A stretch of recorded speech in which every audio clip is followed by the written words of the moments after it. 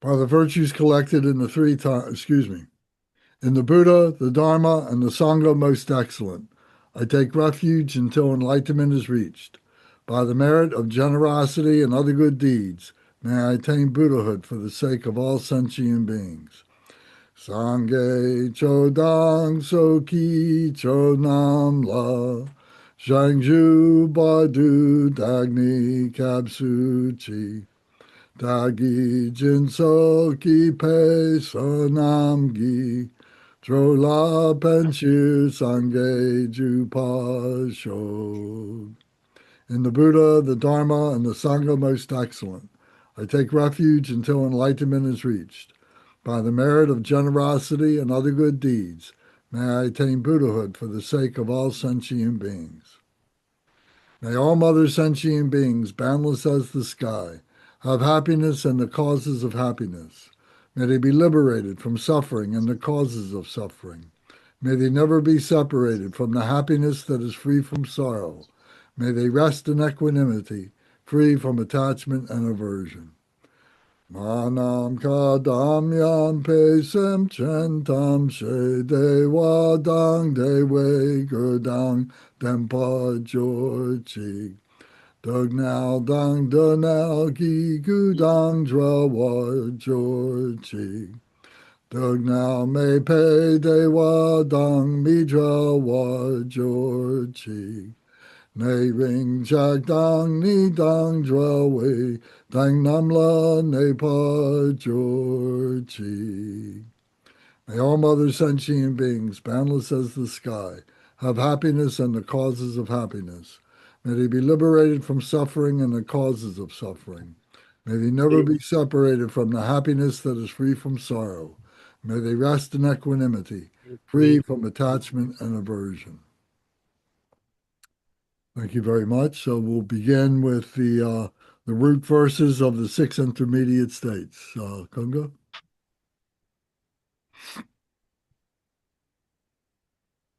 I must cultivate actualization of the three Buddha bodies.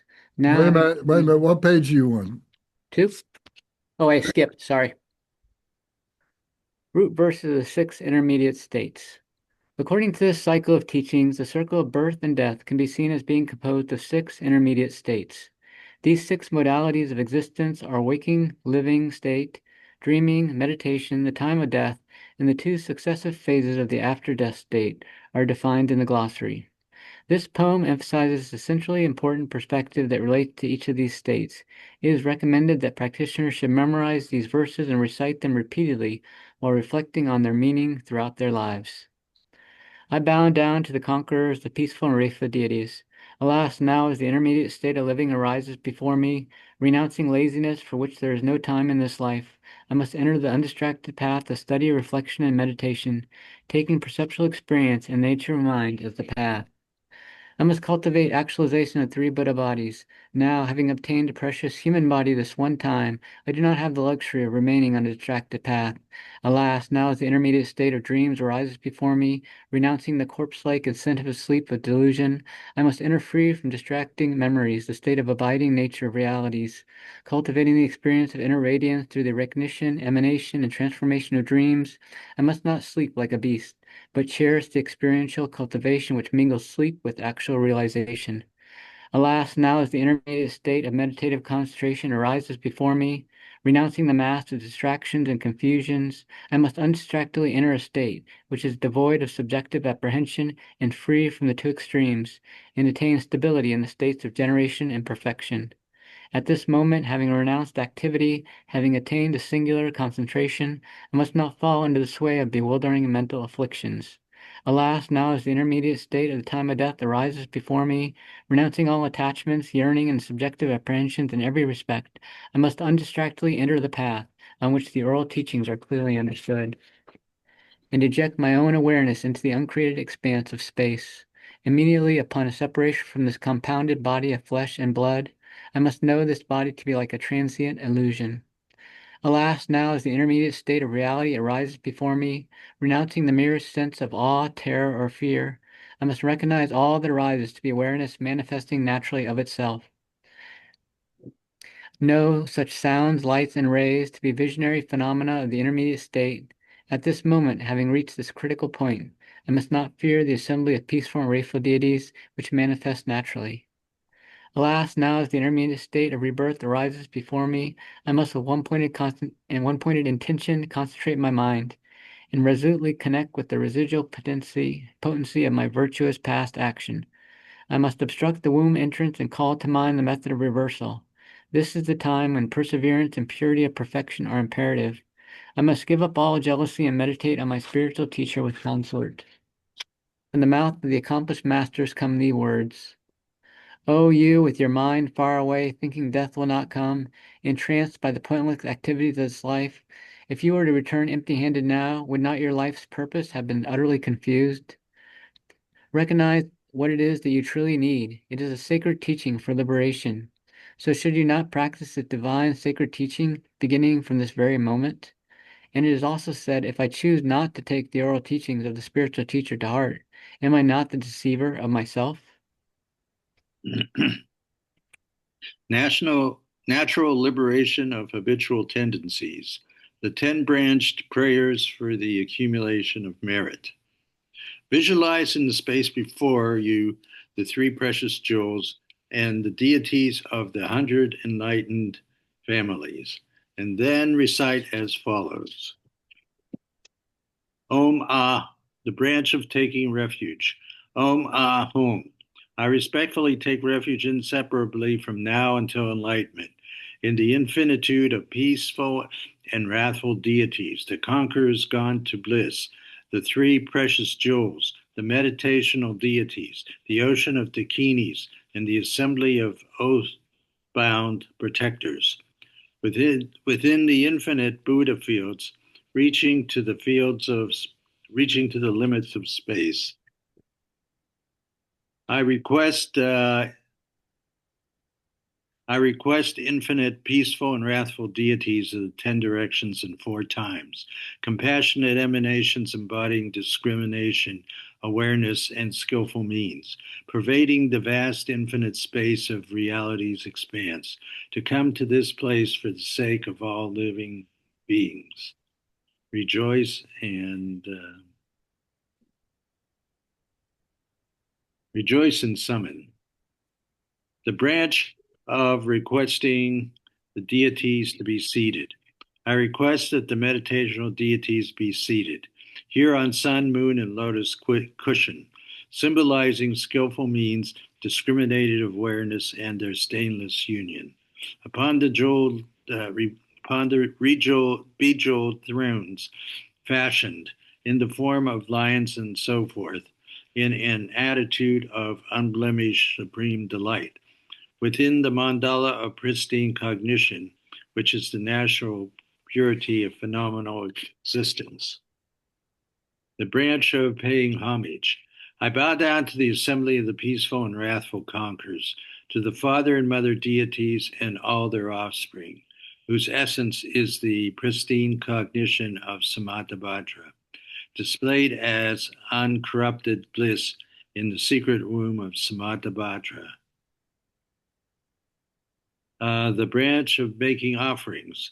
I request the peaceful and wrathful deities, the oceans of the 3 gone to bliss, to take all of these inestimable outer, inner, and secret offerings, both those actually arrayed and those mentally emanated, which are offered for the benefit of all living beings. The branch of the confession of negativity. I acknowledge and remorselessly confess all my negative obscurations and all my habitual tendencies of the body, speech, and mind, beginninglessly influenced by the 3 poisons, which are the accumulating causes for rebirth among the lower realms of suffering and syphilitic existence. A branch of sympathetic rejoicing. I rejoice with great delight in the Buddha fields of supreme bliss, where all phenomenon existence is recognized as the perversion of reality's expanse. I rejoice in all compassionate acts in their merits and in their altruistic attention, and in all deeds that are the source of merit and pristine cognition.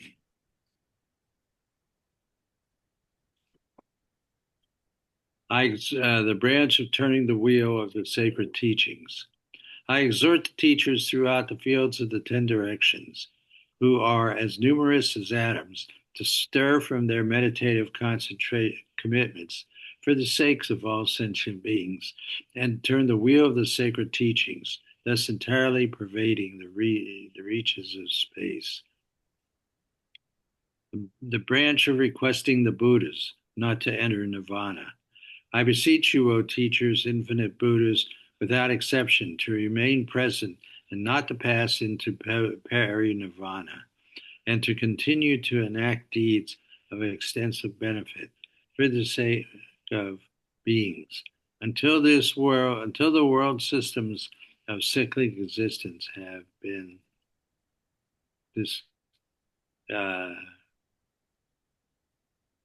until the world systems of cyclic existence have been emptied. The branch of dedication of merit and the unsurpassed greater vehicle. By the power of whatever past, present, and future virtues I accumulate, may all sentient beings throughout the furthest reaches of space mature into worthy recipients of the unsurpassed great vehicle, and then swiftly attain the status of the infinite, peaceful, and wrathful deities. As the 10-branched prayer is concluded, the Lama visualizes that all the objects of refuge melt into light and then gradually dissolve into the crowns of each of the attending persons, including the dying person and himself. Thank you. Bernie, would you do the purification, page 14? Page 14, okay. Natural liberation of habitual tendency, purification. Om Ahom Bodhicitta Mahasukha Jnana Dhatu Ah Om Hulu Rulu Hum Byo Hum. From the field of reality's expanse, uncreated and pure, within a celestial palace, which is a seminal point of light, pure, unceasing, and radiant, through the natural expressive power of one's own mind, uncontrived and empty, intrinsic awareness, radiant and empty, arises in the form of Vajrasattva, seated upon a bejeweled throne adorned with lotus, sun, and moon cushions. The right hand holds a Vajra at the heart, symbolizing the union of awareness, of absolute wisdom, and emptiness.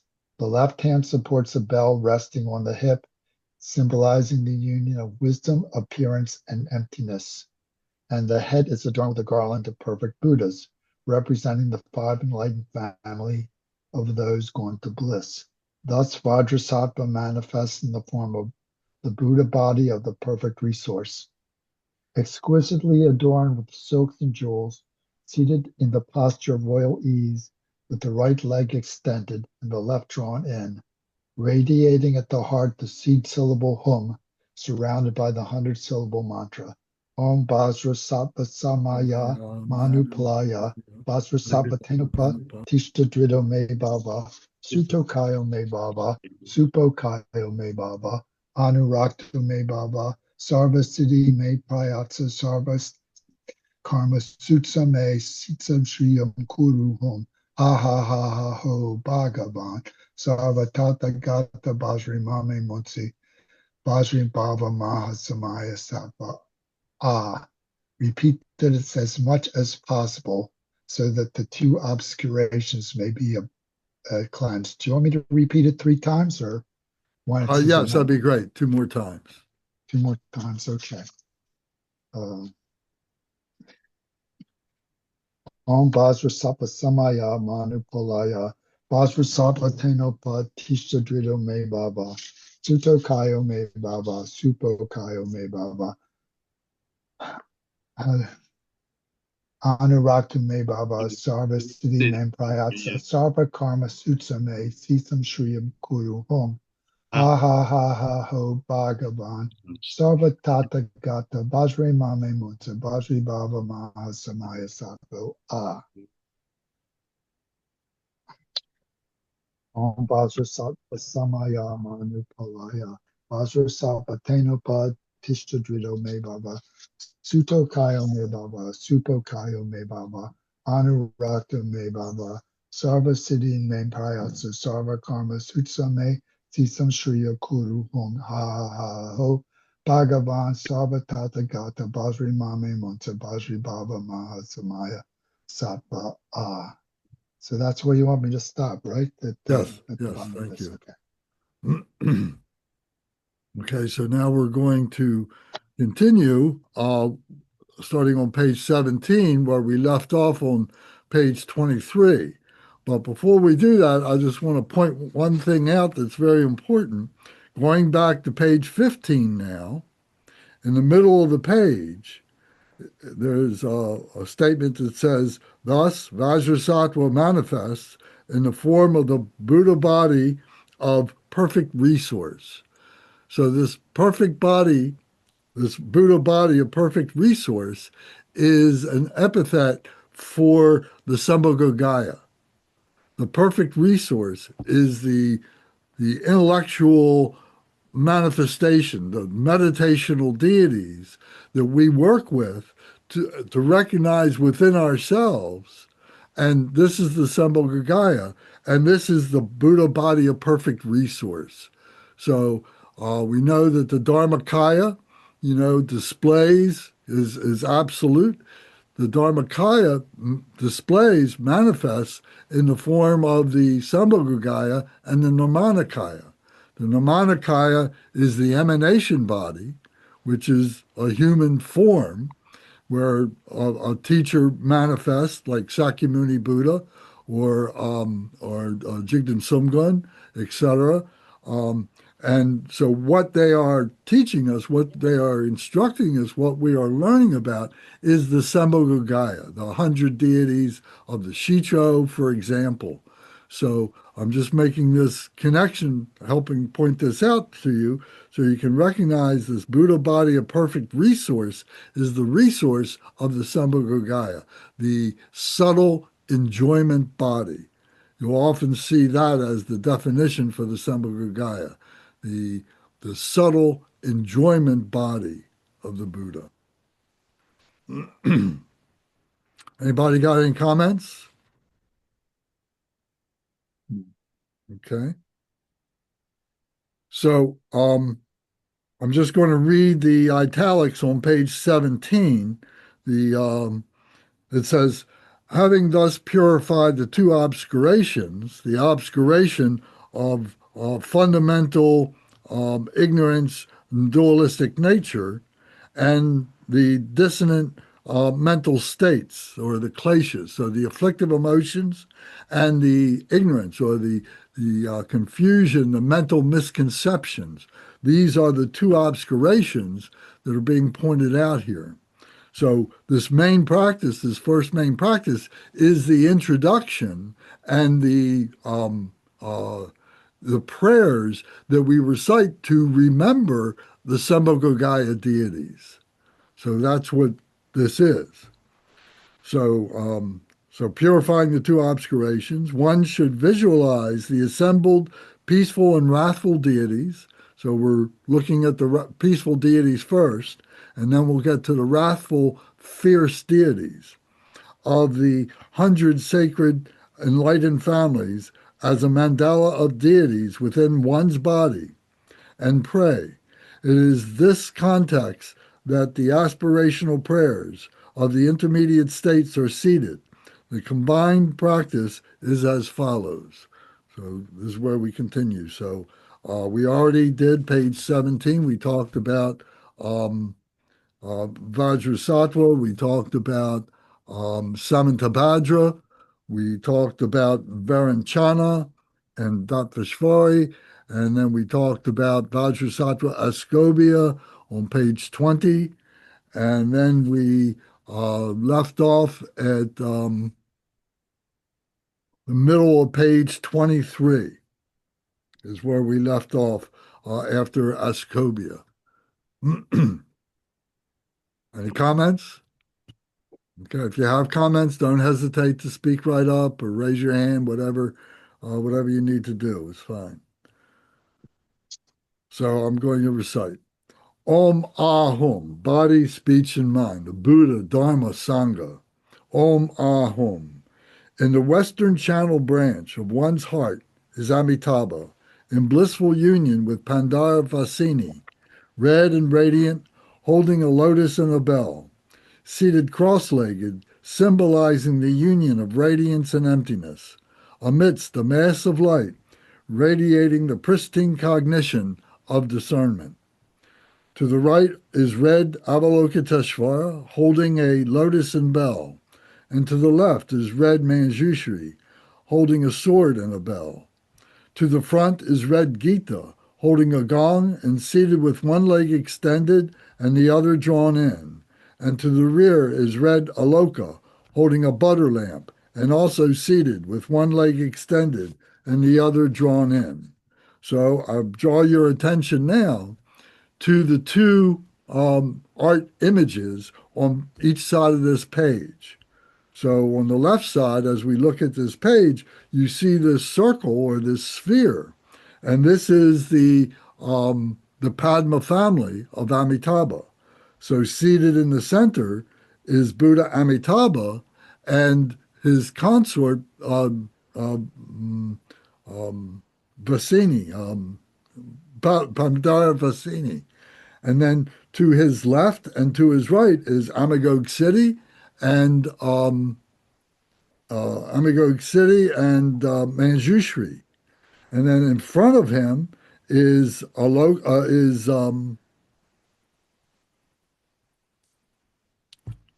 excuse me, Aloka is Gita. Gita, yes, is Gita, and then behind him is Aloka. So you have to imagine this two-dimensional drawing as three dimensions. So it's a sphere. So, and then to the right of this page are close-ups of the four bodhisattvas. So the two male bodhisattvas are left and right, and then the two female bodhisattvas are front and rear. So this is a anthropomorphic mnemonic, something to help us to recall that these are manifestations, or we are manifestations of these images. These images are there to help us to remember, to give us a clue that this is within ourselves. So this helps us to do that. I'm going to screen share something else right now.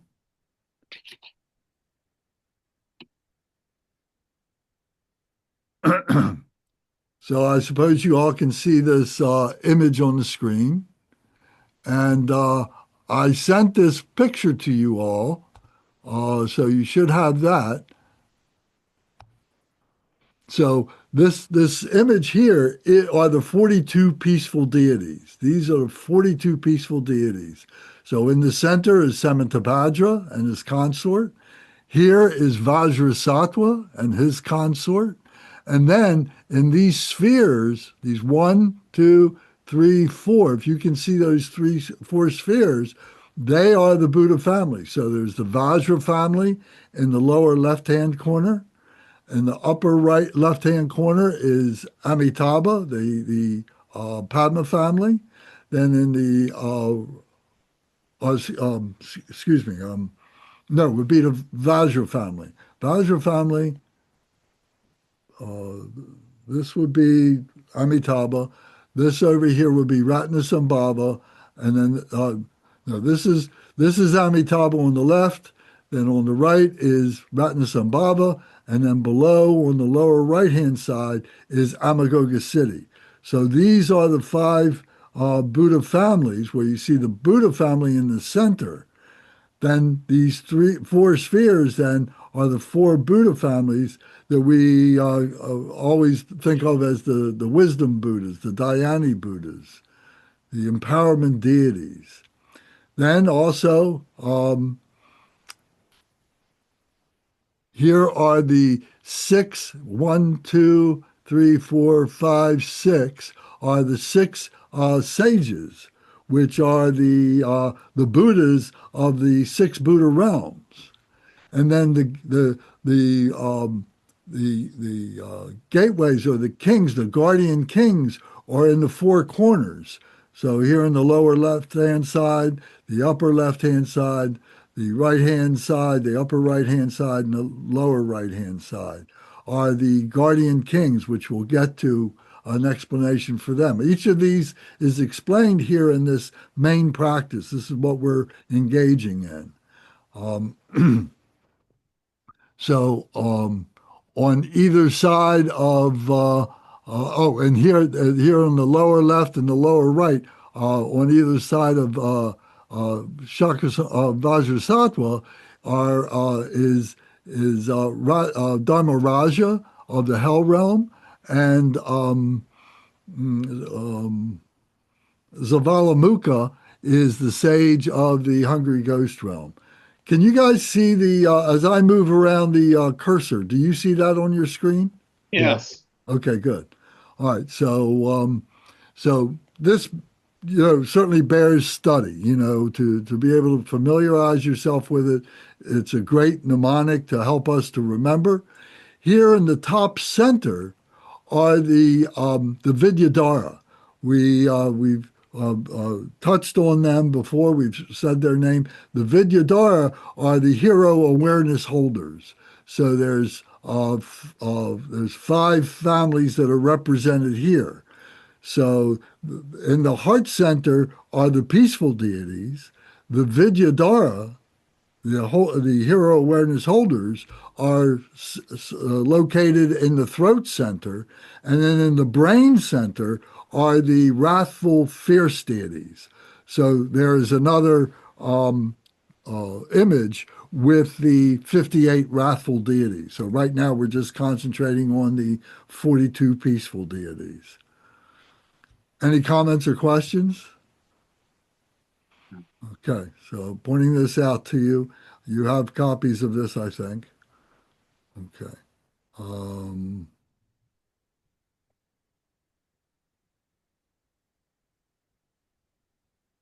right, so now I'm going to go back to the text.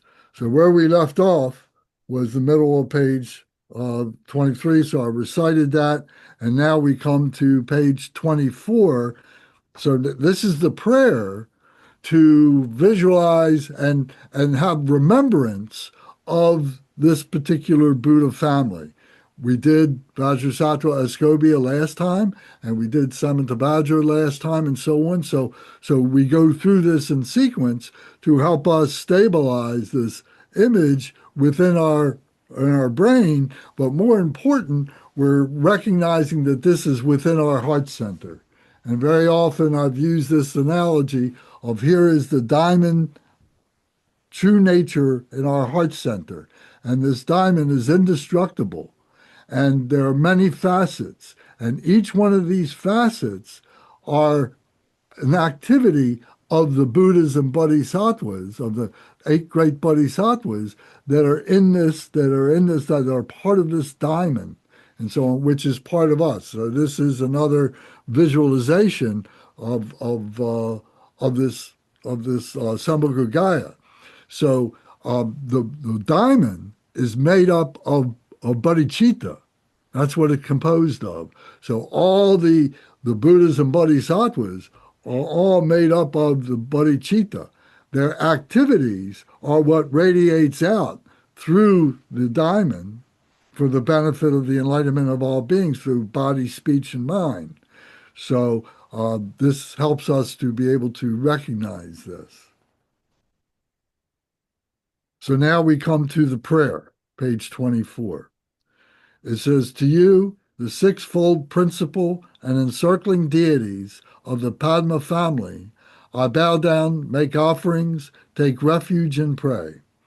As soon as we, the deceased, die and begin to transmigrate, at that very moment when the visions of the intermediate state of reality dawn, and we, the deceased, roam alone in cyclic existence, driven by deep-seated attachment, May the transcendent Lord Amitabha draw us forward, leading us on a path of radiant red light, which is the pristine cognition of discernment.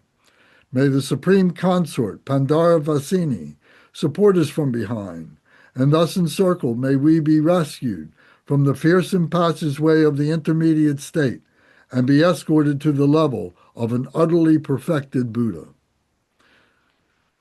So we recite that. So this is helping us to remember. So we say, we the deceased. At this point, we're studying this from the bottom up.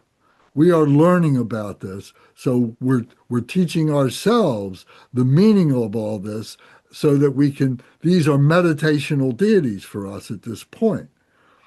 Then the next part, we, the deceased. Now, the deceased is when we are reciting this for the benefit of the person who has passed away. So this main text is a practice for us to do on a daily basis or once a week or however often we need to stabilize this practice in our mind. But then when someone passes away and we're requested or we choose to recite this whole prayer, then then there's a whole other section in this text where we are reciting it for the benefit of the deceased. So there's a coming up from the bottom, a bottom up approach to learn this for our meditation. And there's a top down for the deceased person who now has been liberated from their physical body, from their intellectual mind, and now they become pure spirit. So we're reciting this for their benefit to be able to recognize the lights, to be able to recognize this energy, to be able to remember this if they have in their lifetime studied the Bardo Thodol. And now we're helping to help them to recognize those lights and so on. So it's energy speaking to energy from our heart to their heart, which now is their heart, is their true nature heart, is the heart mind, is the spirit.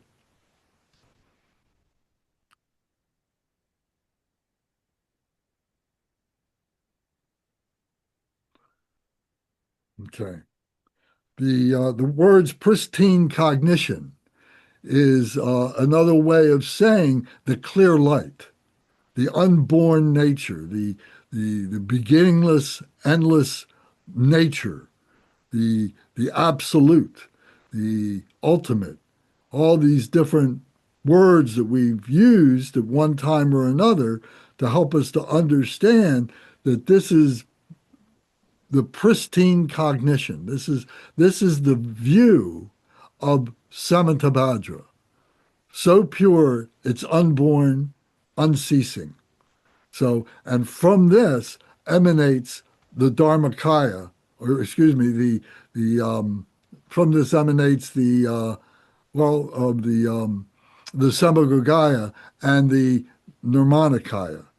So that manifests for our benefit, for the human benefit, to be able to recognize this. Now, one thing that we have to remember is who wrote this? Who devised this? Who fabricated this and passed this along to us? Was it something that was handed down from the sky above? Was it something that came that was ordained by some great being, a spiritual being or something like that? For us, it came from Padmasambhava, Guru Rinpoche, Padmasambhava. And he ordered it to be buried for the time it was required for human beings to be able to recognize this. So this was given, transmitted by a human being, Padmasambhava, as enlightened as he was, and it was buried and it was discovered in the 15th century for our benefit, and now it's been continues to be studied and so on.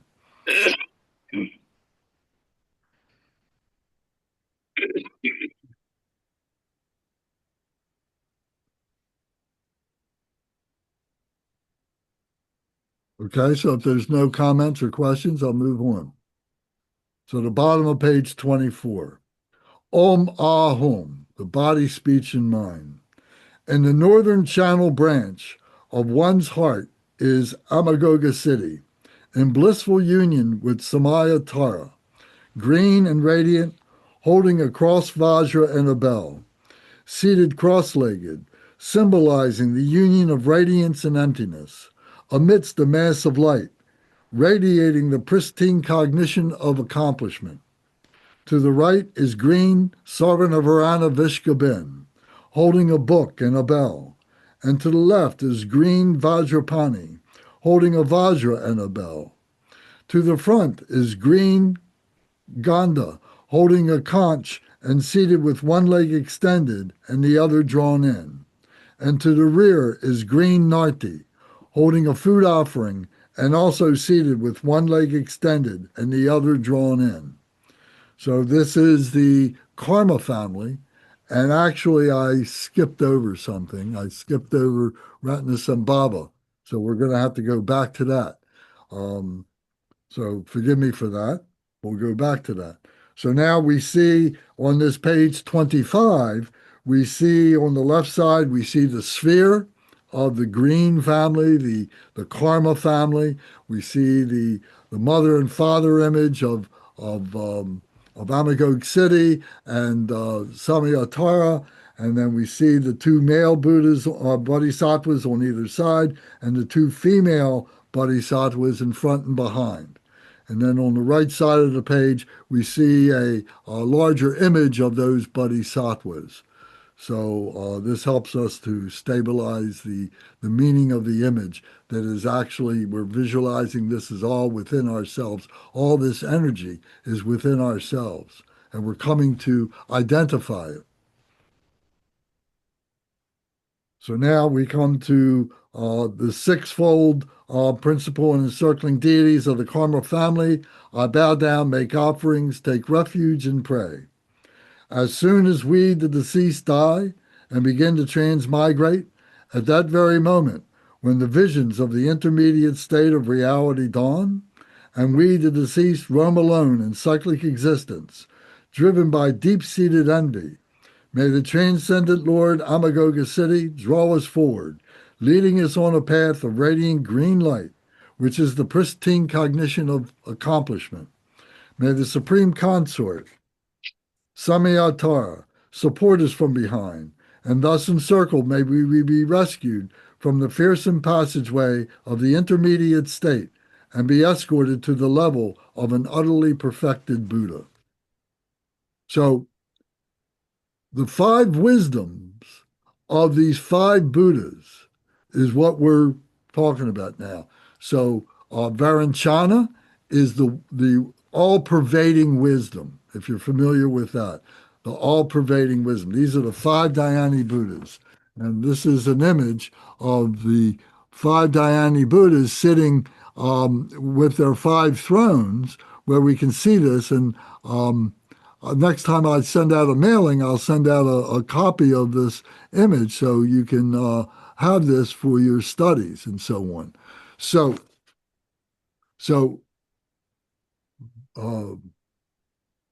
Varanchana is the wisdom of the all-pervading wisdom, the all-pervading wisdom.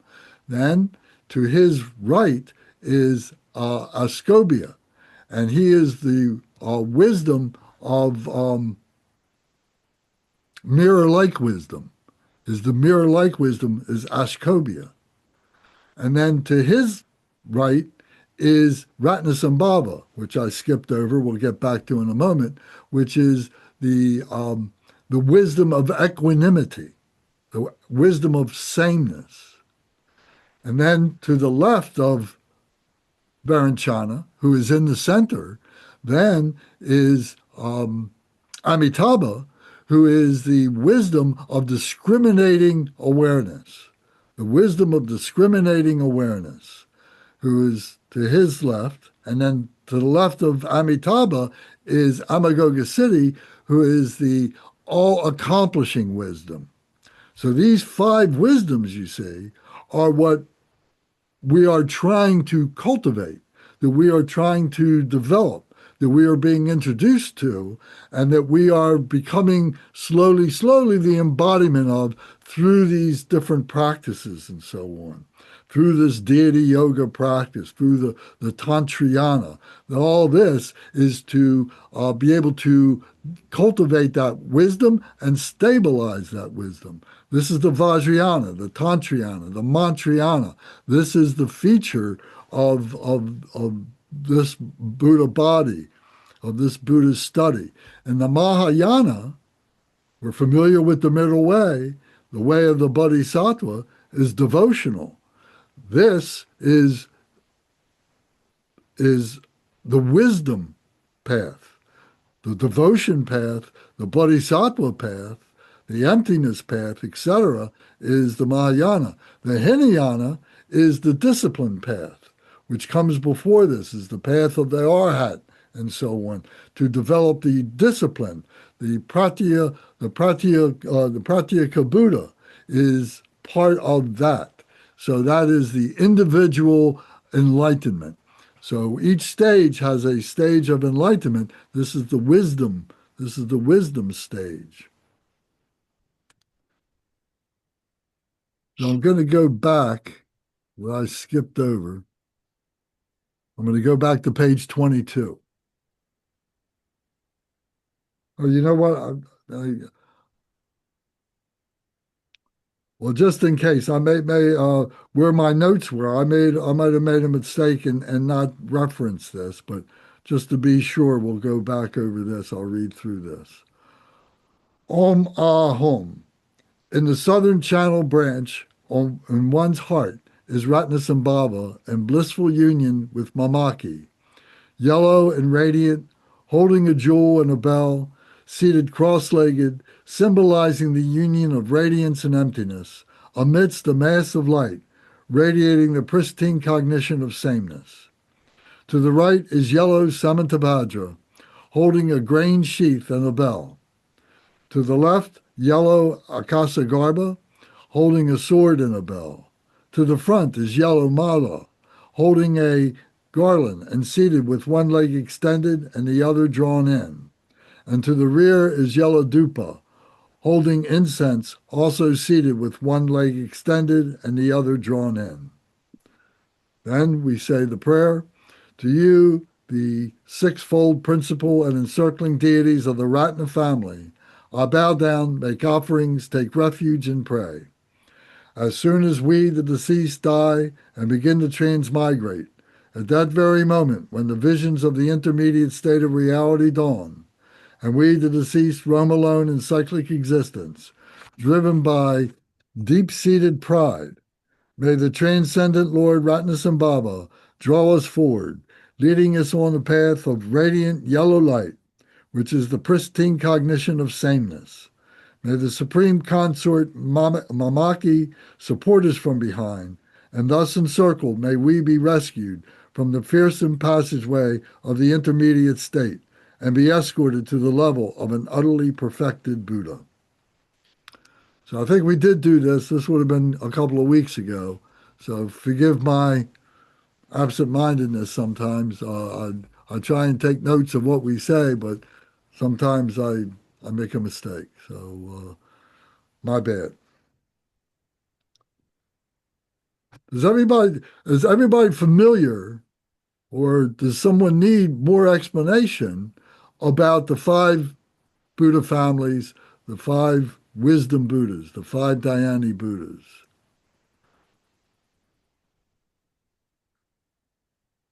Yeah, I would appreciate more explanation. What would you like to know? Everything? Right. Yeah, I don't know how to kind of narrow that for you. Well, I think that, we don't have a lot of time, to be able to do this in the weeks that we have set aside and so on. So in the meantime, you can certainly do some research on your own, because a lot of what we've learned on our own. Not everything has come to us, by way of the shrine room masters who have been teaching us things. They will point us in a direction, but then we will pick up books and we will study and try and understand more. And then if we have questions, we go back to the masters to try and clarify things. But if you look up the five Dhyani Buddhas, you'll find a great deal of written things have written. And as a matter of fact, I do have something I can send you that I do have in my computer, which is about 6 or 7 pages of explanation of the five Buddha families. So that will be very helpful to you. Okay. So forgive me for taking a detour around that question. But like I said, I don't think we intended this discussion group to get that deep into all these things, but to introduce these things so that we can have some independent study on these things, investigation and study, and then discussion afterwards. Could you just give a real brief overview of the five Buddha families? The five Buddha families. So we can say this. That first, they are the heads of the five Buddha families are those Buddhas that I just spoke about, the male heads of those five Buddha families. So it was Varanchana, it was Ascobia, Ratnasambhava, Amitabha, and Amagog Siddhi. And each of those has a different colored body. So Right. Varanchana, in this practice, Varanchana has a white body in this practice. In some other practices, he's got a blue body. So it depends, a blue body or a white body, and it depends on the practice because sometimes there are variances in this. So in this case here, he has a blue body. So and he is the wisdom, the all-pervading wisdom, with blue. So he's radiating. He has a blue body, but he's radiating white light. So so he is the Buddha family. He is the head of what is called the Buddha family. So then to his right is Ascobia, Vajrasattva Ascobia. And he has a white body in this case. He has a white body and he emanates blue light. So this is the Vajra family. He is the head of the Vajra family. And so this light that Varanchana is radiating, is emitting, that Vajrasattva, Ascobia is like a tractor beam. If you think of it like a tractor beam, and it is attracting the spirit being who is in the bardo of reality, and he's rescuing, he's pulling with this light, with this tractor beam, he's pulling him into him or her, that this being now who has been released as pure spirit in the bardo of reality is being attracted by this light and is being pulled in. And the female Buddha is at the back of this, the consort is at the back of this entity. So he's being surrounded by on all sides, front and back, by the bodhisattvas. So each of these families is working to be able to rescue this being from falling into lower realms, to be able to stabilize and stay within the bardo of reality. So then moving on to the right of Vajrasattva Ascobia is Ratnasambhava. Ratnasambhava is the is yellow, has a yellow body, a golden yellow body, and he is the wisdom of equanimity, of sameness. So so he is emanating that yellow light. He has a yellow body, so that makes it simpler to be able to understand. Then to the left now of the center, which is Varanchana, is red Amitabha, has a red body, and he is emitting a red light as a tractor beam to be able to attract and rescue the being who is in the Bardo of reality, to be able to stabilize them, to be able to remain in that Bardo, to remain in the Bardo of reality. And he is the wisdom of discriminating wisdom. The wisdom, the wisdom of discriminating awareness. That's what it is. And then to the left of Amitabha is Buddha Amagogasiddhi. He has got a green body. He's emanating a green light. He is attracting, and he is the all-accomplishing wisdom. The all-accomplishing wisdom. So these 5 wisdoms are fundamental to understand. The all-pervading wisdom is what everything is penetrated with. We are surrounded by that. We are that. We are part of that. It is part of us, all beings. No one is excluded. The thing about it is whether you recognize it or not. And to whatever degree we've come to recognize it, that's what we're working to do. That becomes our enlightenment that comes in stages, our liberation that comes in stages and so on. And we're purifying that which is holding us back from recognizing it. So the first is the all-pervading wisdom. The second would be the mirror-like wisdom of Ascobia, Vajrasattva Ascobia. So this is recognizing the hatred is the thing that holds us back. So the light, what Ascobia represents, is the mindfulness to be able to recognize that what we are doing is creating this hatefulness, this aggression, and so on, which only exists in the mind, in the intellectual mind of the human being. And the human being is being held back because they are living this aggression, this anger, rather than purifying this anger.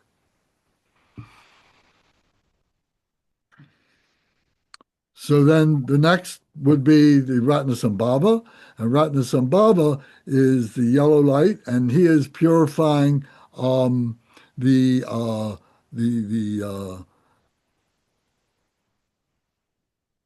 attachment. Excuse me, no, that's wrong.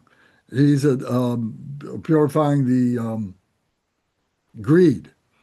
He's purifying the greed, the material, the material objects. And so the sameness. So thinking that one person or a group of people are better than another group of people, or one person is better than another person, or something like that. This greediness, this aspect of greediness, this miserliness, and so on is all characterized by Ratnasambhava and or is purified by Ratnasambhava.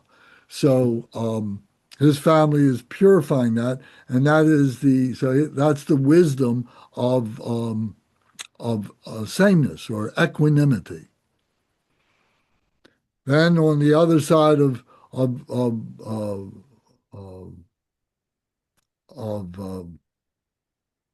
Varanchana, who is the purification of the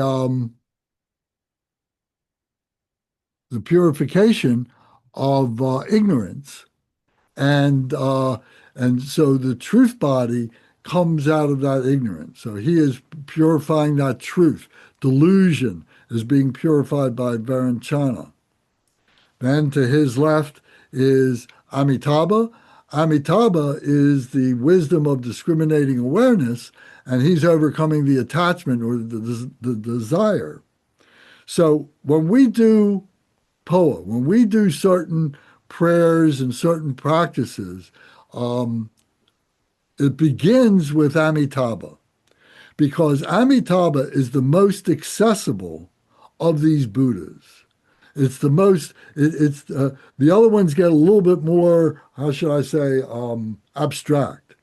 And Amitabha is a little bit more understandable in our ordinary mind. And one of the two bodhisattvas, the two male bodhisattvas of Amitabha are Avalokiteshvara, or Shenrezig, and Manjushri. So Manjushri is wisdom. Avalokiteshvara is the other side of that wisdom, which is compassion, which is another way of saying method or skillful means. So it's through their activities, which are very powerful. Avalokiteshvara has 1,000 arms with 1,000 eyes and all these implements to help beings to be able to recognize, to be able to realize what is causing their suffering and how to utilize the implements and so on to be able to purify that suffering, the causes of that suffering. And then the wisdom, which has the wisdom of the practical wisdom of phenomenal nature in Manjushri, but also the wisdom of the absolute. And so he is the embodiment of both of those. So these three things working together, Amitabha and these two male bodhisattvas, you see, are very, very powerful. And they're more approachable. And through Amitabha, through the wisdom of discriminating awareness, we're able to develop the ability to recognize what it is that we need to do as a meditator, as a practitioner, what it is that we need to do through Amitabha. So through that wisdom, it leads up to the other wisdom Buddhas. If we pick on one of the other ones first, there's it's more abstract, like I said before, and there's more room for misconception and confusion. But if we start with Amitabha, which has very rich practices and so on like that, that it stabilizes our movement into that Buddha, into that realm of reality, into that Bardo of reality. It helps us to do that. So when we do the POA practice, we're visualizing Amitabha on the crown of our head because he's the most accessible. But at the same time, having said that, if you've been practicing and you choose to make that Varanchana, or you choose to make that Ascobia, or you choose to make that Ratnasambhava or Amitabha or Amagog City, and you're prepared enough to be able to do that, well, you can do that. But for us in the beginning, we've got to start someplace in an order that helps to move along in the graduated path.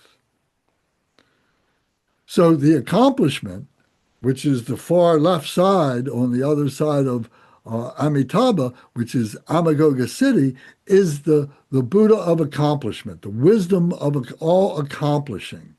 So this accomplishment is the city, the siddha. The cities are the accomplishments. So to go through all these accomplishments, you see, takes time, takes effort, takes commitment, and so on like that. So to get to that point takes quite a bit of work to do as a practitioner, as a yogi, as a bodhisattva, to be able to get to that point. If we started with that, it would be quite overwhelming, for most of us anyway, So that's as brief a introduction I can make at this point, talking about their wisdom, talking about the color that they represent. That color is an energy field, if you will. And the language goes away. When you're deep in meditation, the language goes away. There's no speak. There's no talking. There's no English. There's no Spanish, whatever language you're familiar with. But there is a language of light. And our heart becomes open to that. And then when our brain catches up to that, it could be, 5 minutes later, it could be 5 seconds later, it could be 5 hours later, it could be 5 days later. It depends on the intensity of your practice and so on. But the brain is what then interprets that experience of being in that profound, deep meditation, which is using light as a means of conversation with ourselves and with now this the families that are symbolized through this diamond and so on. So we come to be able to recognize all that. So we're seeing that. We're seeing what the causes of the suffering is and what the wisdom application is for each of those.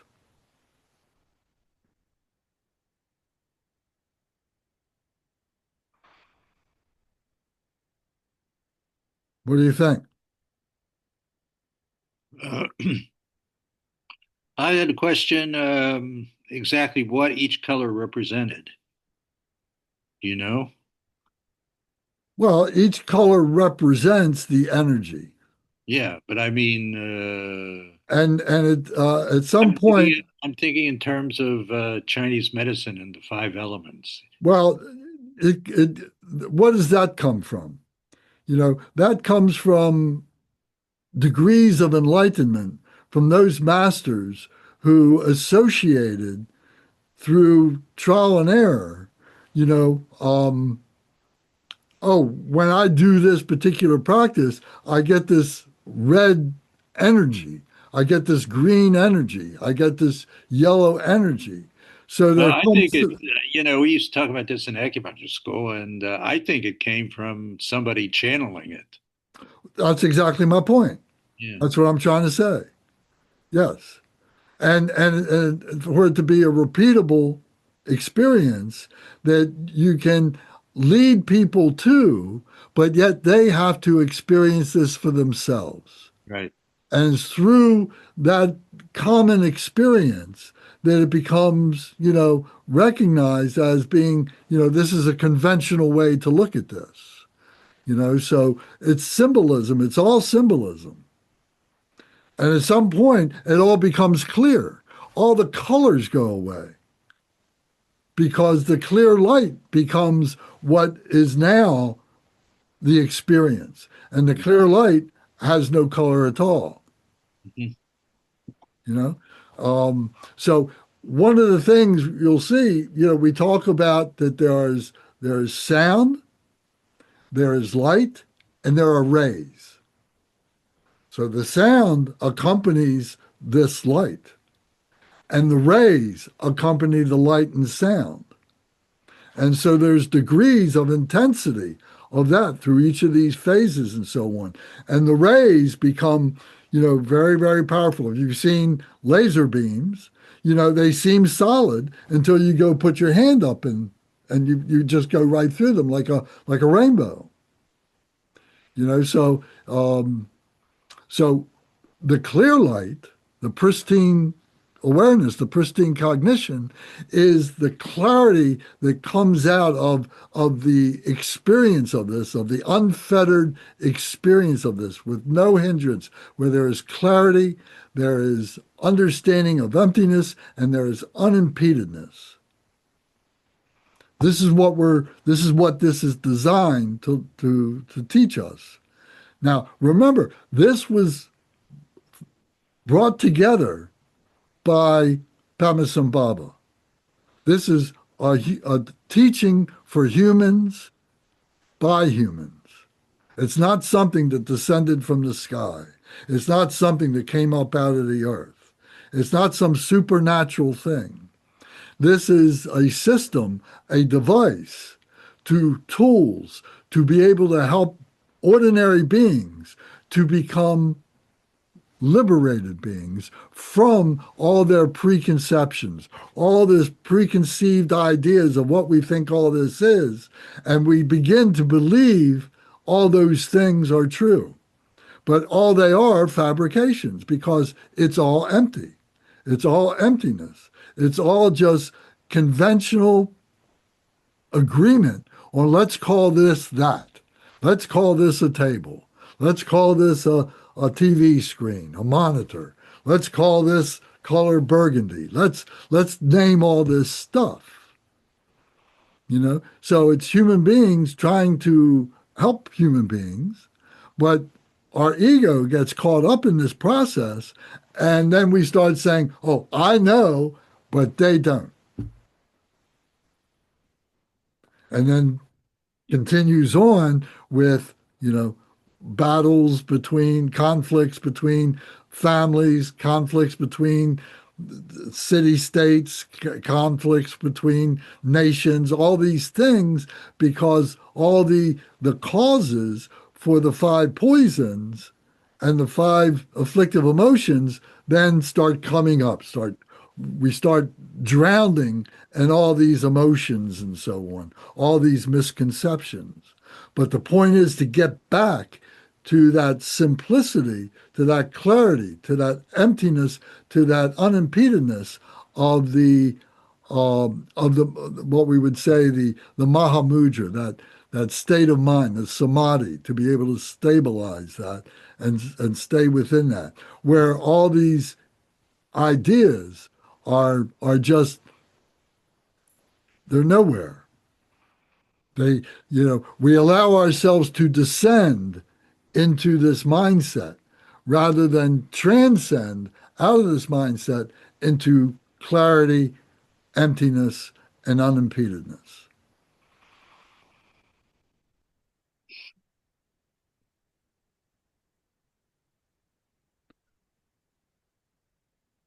So as we're studying this, you'll begin to see all these interconnections. Oh, this is like that. Oh, I see where this comes together. I see where that comes together, and so on. I see where this doesn't work, or let me see if I can make this work. And then we start making rationalizations and hasty generalizations and so on like that, and we get ourselves trapped. And then the ego wants to defend that. And that becomes very dangerous. These are the dangerous pathways. And this is what these pure beings, these meditational beings, are there to. The energy is being identified through these colors, through these words, through these names, and so on like that. But the point is that it has to be experienced, and through the deity yoga in the Vajrayana and the Tantrayana, we become these deities, and we begin to recognize, we recognize that energy. We become that energy. And that's where the liberation is. That's where the enlightenment is.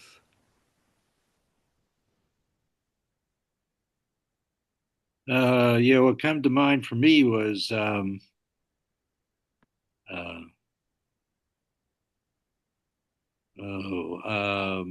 quotation from the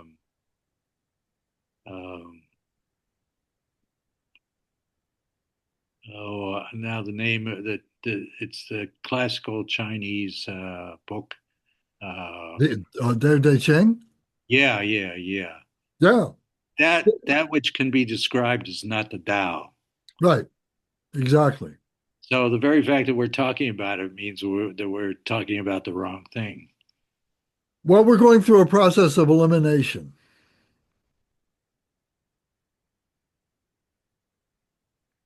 We're talking about very high philosophical, spiritual, religious, whatever you want to call it, stuff.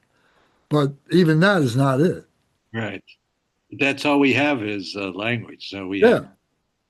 So we all have to ask ourselves the question: Is this what we want to do? Where does this lead us? What are we really trying to accomplish?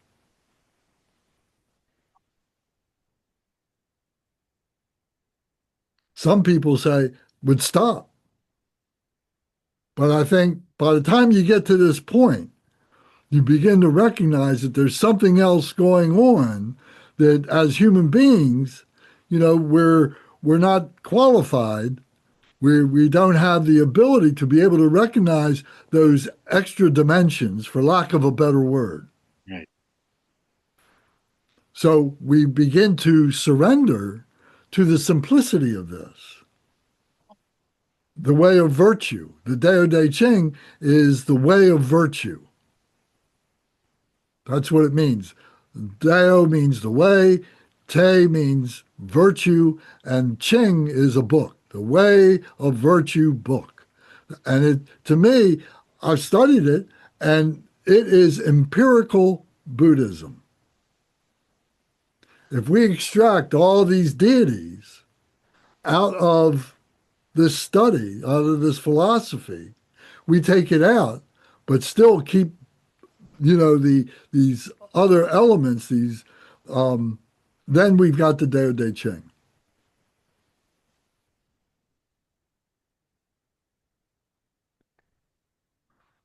The 10,000, he talks about the 10,000 things. Laird say says the 10,000 things. And 2,600 years ago, the 10,000 things was a mind blower. Well, 10,000, that's a metaphor. Oh, correct. It's uncountable. Yeah, that's what I'm trying to say. Yeah. And so his 10,000 things become all this emptiness stuff that we talk about, it's inconceivable. We think we can conceive it, but we fool ourselves.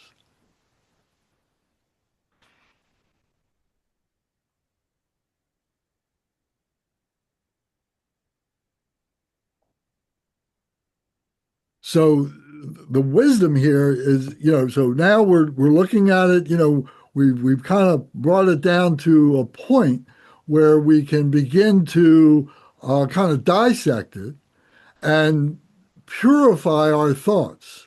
We're saying, oh, this isn't it, this isn't it, this isn't it. Like I said, it's a process of elimination, until we get to a point of saying, well, I can't figure out what it is, so I'm just going to sit here and be virtuous. Mm-hmm. Because we know that being non-virtuous is not the answer. That's easy to, you reach this point, you realize that's obvious to us. That's true. We can't go around killing people and stealing and lying and doing all the things that we're introduced to, that become our falling down. Yeah. Well, you can do it, but there are consequences. Correct. There's karma, so on. So, Bernie, what do you think about this? And I like to ask Kunga too. What do you guys think about this? Well, you've been covering quite a lot. So the five Buddha families. Yes. Now, I do believe each of the colors have a significance, but I can't remember all of them. All I remember is blue signifies the emptiness since it represents space, and yellow signifies wealth. And but I can't, for obvious reasons, yellow is close to gold, which is wealth. But what do you think, that it's all relative? That these explanations are relative to the culture, relative to the people that are using it, relative to the, are these absolute things? Well, relative in the sense that Buddhism uses the term relative. Certainly, it is relative. Now, as far as how these things transcend cultures, a lot of the symbolism really apply across cultures too, but I suppose it's a mixture of that. Some of the symbolism transcends cultures and other doesn't. But it's relative. That's the significant part here. Well, yeah, relative in terms of talking about in terms of emptiness. Everything which is expressed in words is going to be relative. Right. But let's see. What am I trying to say? I'm kind of tired. When we say, relative, when we say things are relative, when we talk about the Buddhas, from one sense, you don't want to say it's more than relative, because the Buddhas, of course, transcend the relative. But in another sense, it's still relative because we're expressing it in words. So I really can't say much more about it right now. I really don't. I don't really haven't thought of I really can't think it through right now on the moment, but it's a kind of a tricky question. It's like the question, of course, in the last chapter of the Jewel Ornament, whether the Buddhists engage in relative truth or not, whether they have the mind which engages in the kind of conceptual thoughts that other beings engage in. Well, the answer is kind of yes or no. So there's really no good way to answer that kind of a question. In the same way, the Buddhists and their symbolism are relative, but in another sense, they are metaphors for, well, okay, now I'm thinking aloud. They're metaphor for the absolute, metaphor for the absolute, because we have to approach the absolute somehow. And so we approach it through symbolism and through metaphor. Now, what's his name? Guy who was close to Trump, was in Baltimore for a while. Was this cook? I can't remember his name right now. He said he used an analogy that going from samsara to nirvana is like crossing a big wide river, and it's so wide we can't see what's on the other shore. But in the middle of the river, are these images of the Buddha, and we can see these images of the Buddha, and they are like the guide that's in the middle of the river. So we, even though we're on this shore, we see the Buddhas and we see their images, and that is a representation of what the other shore's like. And they're sort of like a guide to get across the river to the other shore. Oh, that was what's God? That thing just escaped me again. Anyway, it doesn't matter. A very nice guy. Unfortunately, he died of a heart attack. But In Baltimore? he was teaching at St. John's University down in Annapolis for a long time, and then he went to Wisconsin. Well, I think he lost his position at St. John's, and he went to the University of Wisconsin. He was a translator. He translated a bunch of Tibetan texts for Trungpa, and he was part of his translation committee. All right. Well, we don't need to get into that. Okay, but anyway. Okay, but sorry for the babbling. That's what I'm thinking about right now. So. All right. Well, good. Well, it's an open question right now. So, Kunga, what do you have to? What's your comments? I think the most interesting thing for me is how the different Buddhas relate to overcoming the poisons of anger, pride, desire, envy, jealousy, and ignorance.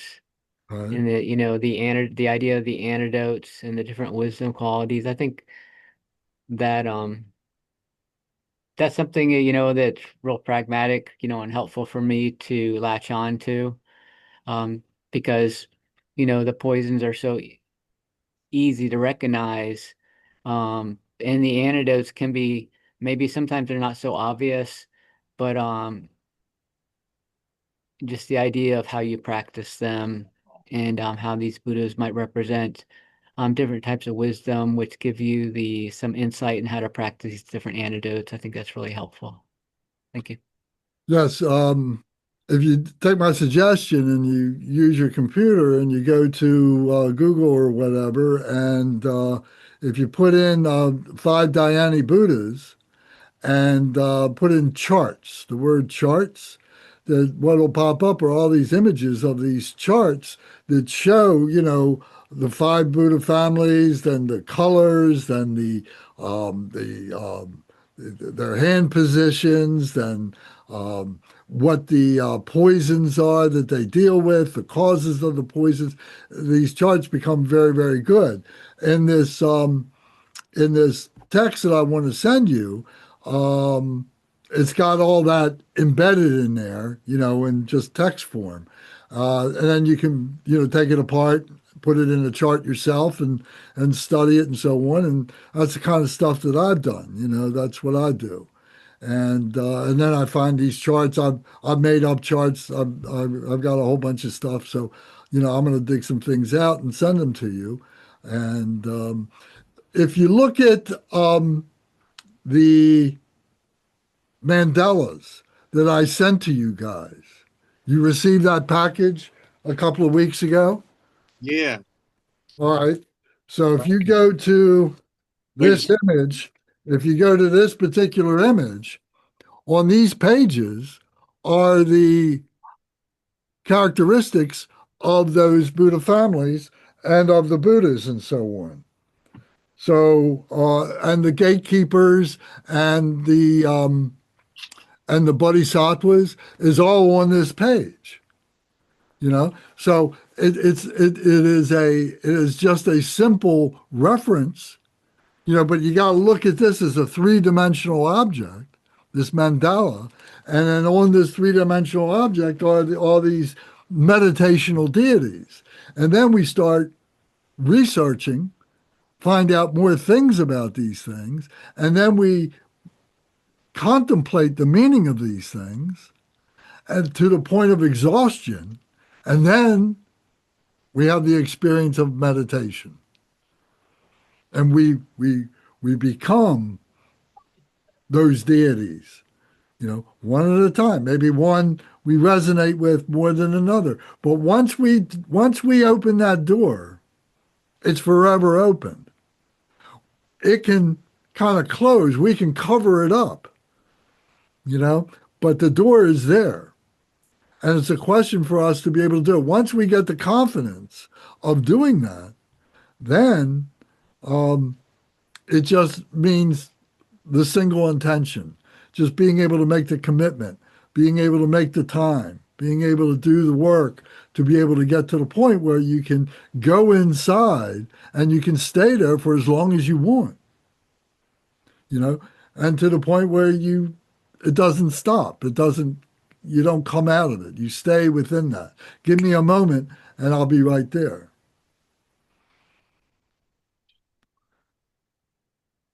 I had that happen once to me. Uh, I'm driving down West Patrick Street. It's July. It's in the middle of July. I've got my windows rolled down. It's a really hot day. And all of a sudden, as I'm driving down West Patrick Street, I suddenly realize, oh my God, there's smoke in the car. And so I looked down at the dashboard, and I wasn't smelling anything. And I looked down at the dashboard, and everything is normal. And so I'm sitting there wondering, what the hell is going on here? Where's the smoke coming from? And then all of a sudden, I exhaled, and I saw this stream of white come out of my mouth, and I realized, oh my God, I've gone into an altered state of consciousness. I'm seeing energy. That's not smoke. That's energy. So here I am driving down West Patrick Street, trying to navigate the 3D world while I'm having this interesting experience. And then just as suddenly as it came, it went away.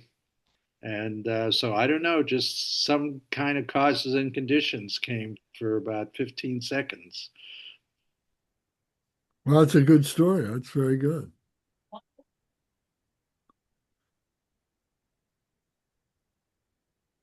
Yeah, you know, it's a profound experience.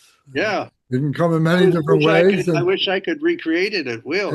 and you know, I don't question it, you know, except to say that you know, it meant something very powerful to you, and it's valid. And the same thing can happen in dreams. Same thing can happen in meditation. I have a friend who's very sensitive. She sees spirits, she sees auras, um, and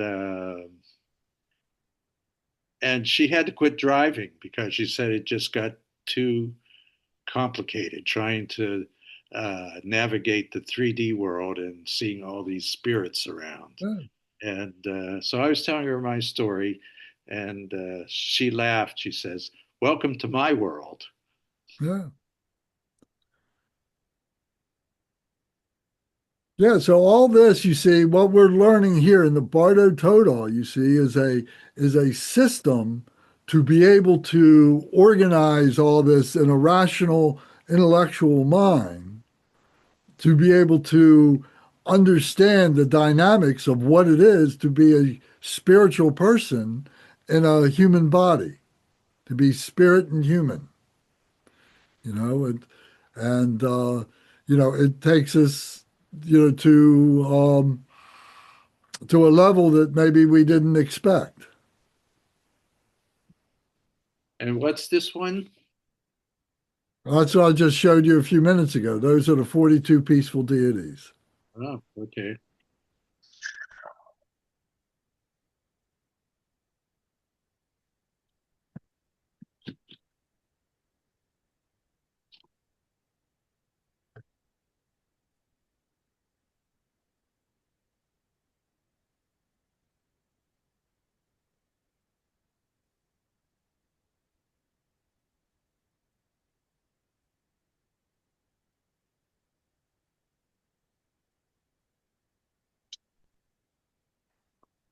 All right. So, how much time do we have left? We got a half hour. Okay.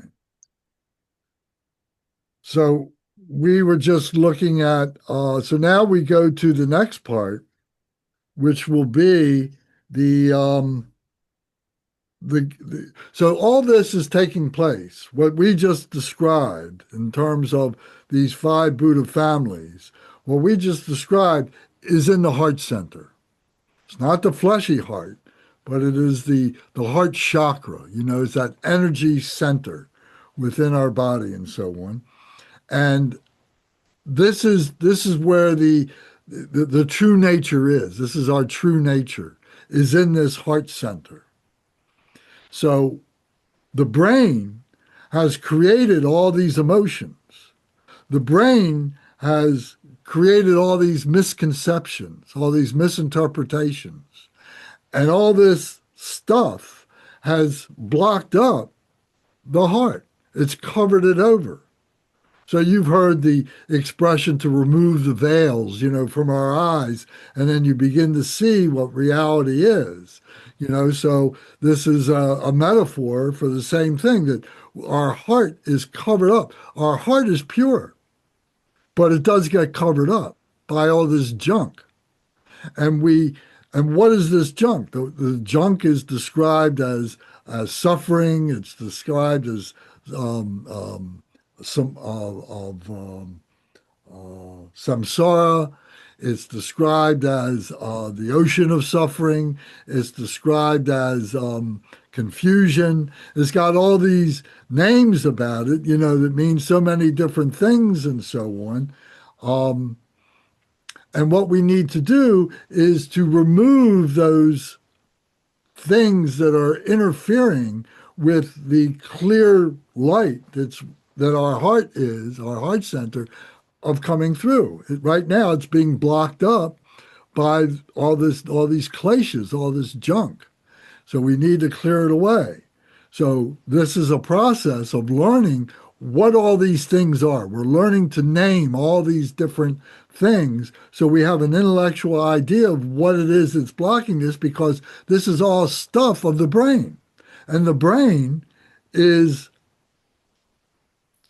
trying to be some kind of a logical way of being able to look at everything.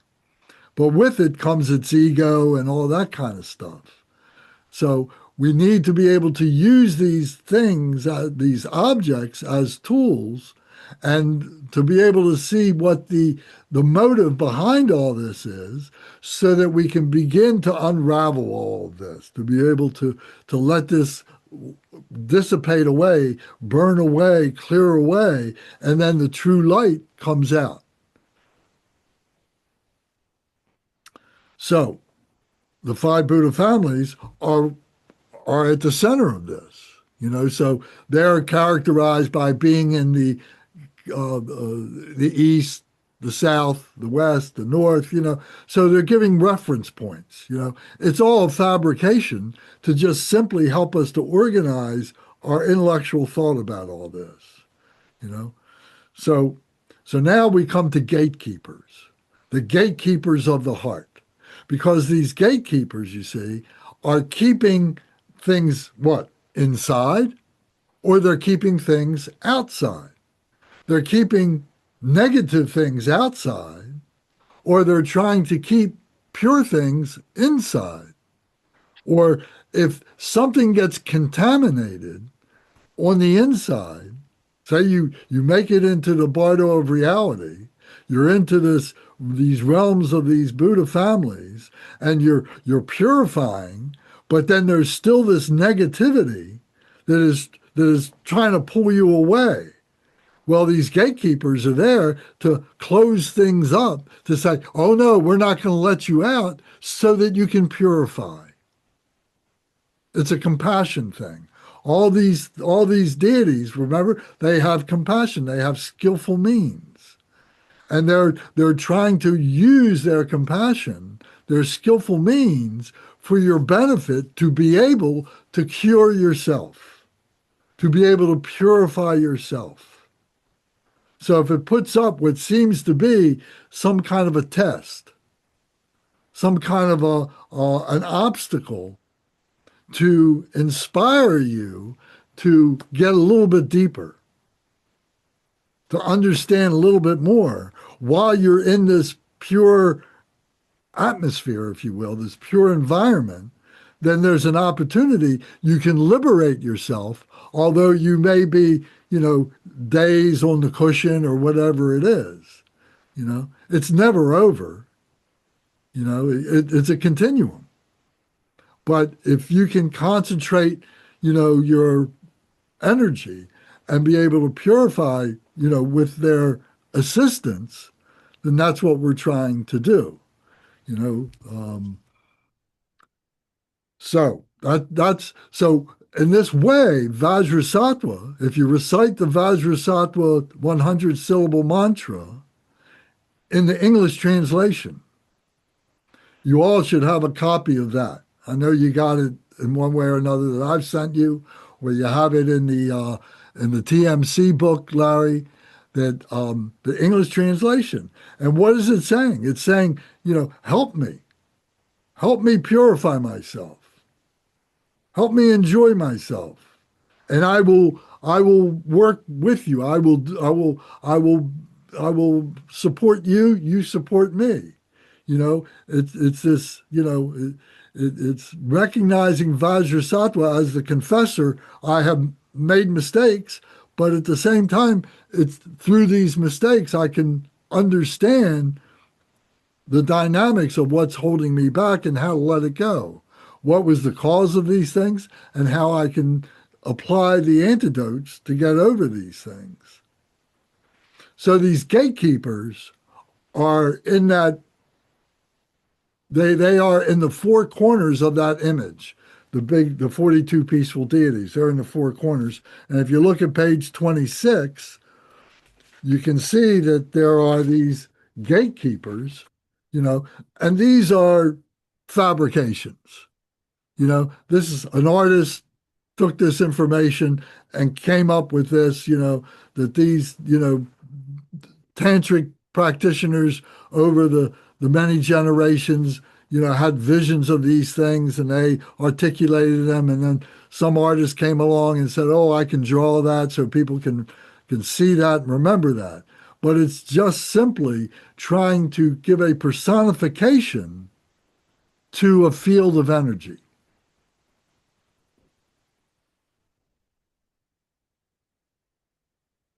So these are so here it says on page 26, it says Om Ahum, body, speech, and mind. The Buddha, body, speech, and mind. This is our goal. We have our ordinary body, speech, and mind, and we're trying to purify and transform it into the body, speech, and mind of the virtuous ones, of the liberated ones.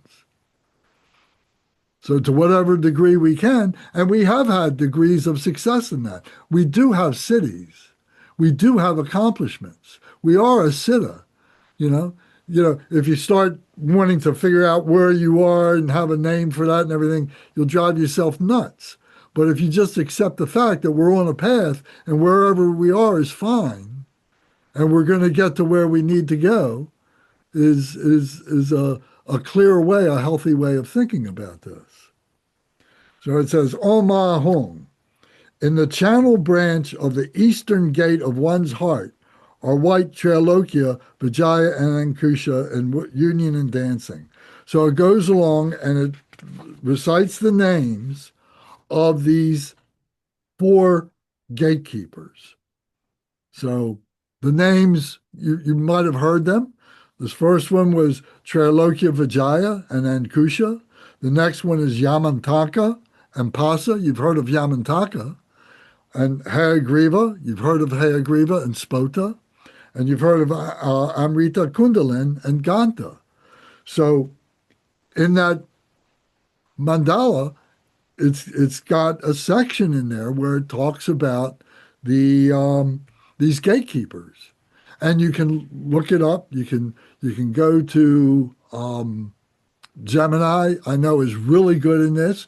You put these names in and say, what is this? And it'll give you a nice dissertation, enough to get you started on an exploration.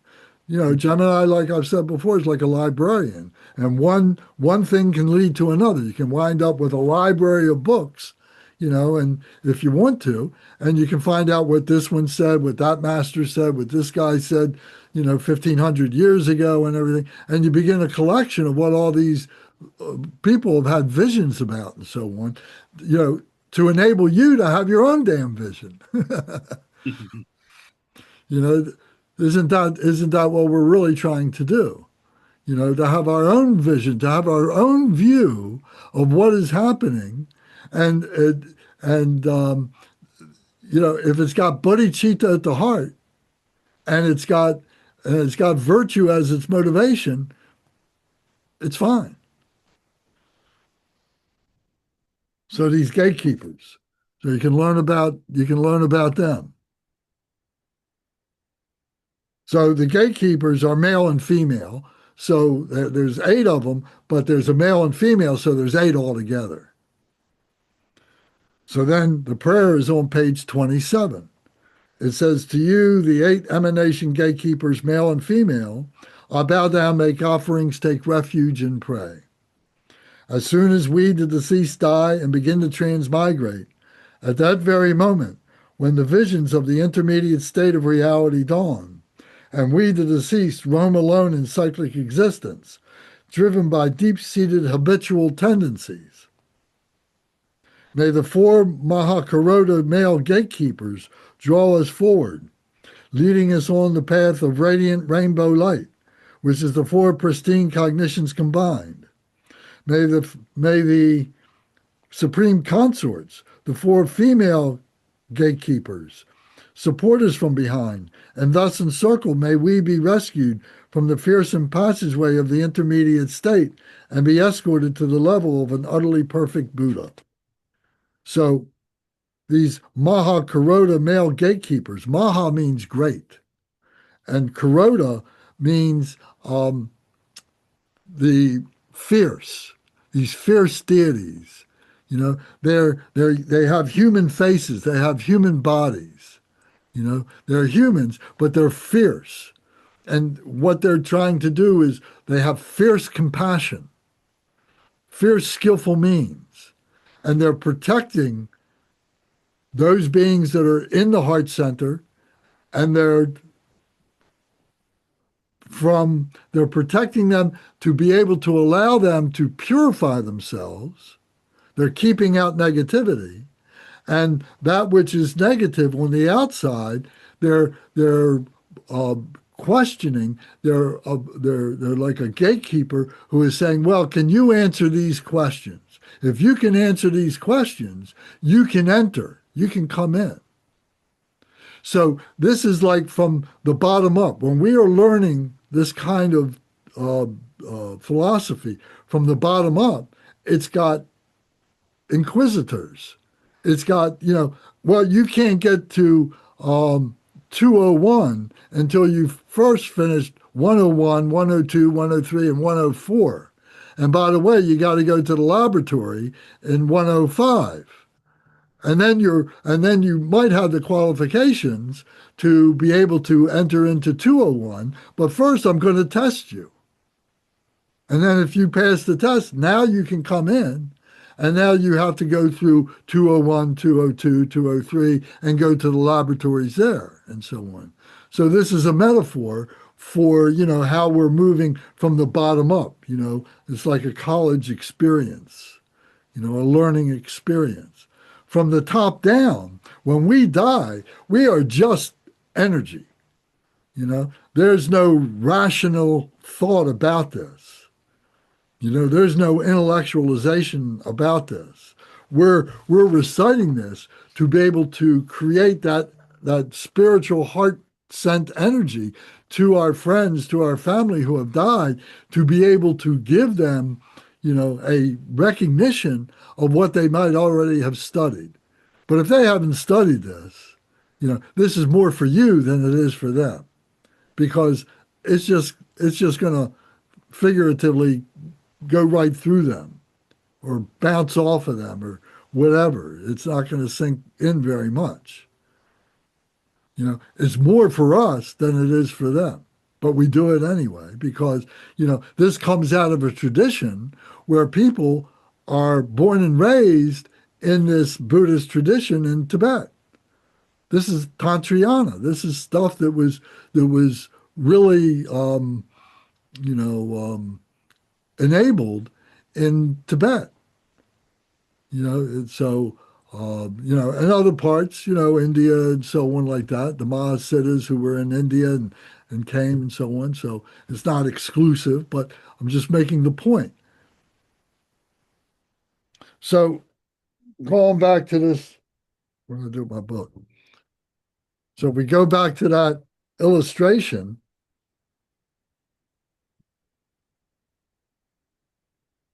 so if you look in this page, this page with this mandala. What's that? Huh?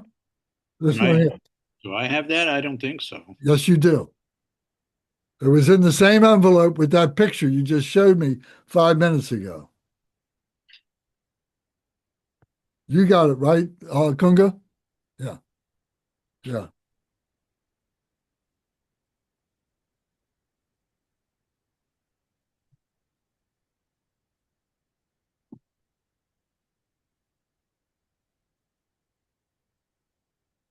You find it, Larry?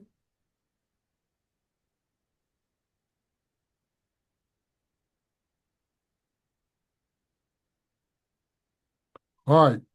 So if you look at this, and if you look at the two lower corners of this, where it says the four male gatekeepers in red, and then on the right side it says the four female gatekeepers. So the gatekeepers, it says the four male gatekeepers says represent the natural purity of the four extreme views and four aspects of enlightened activity. So what are the four extreme views? What are the four aspects of enlightened activity?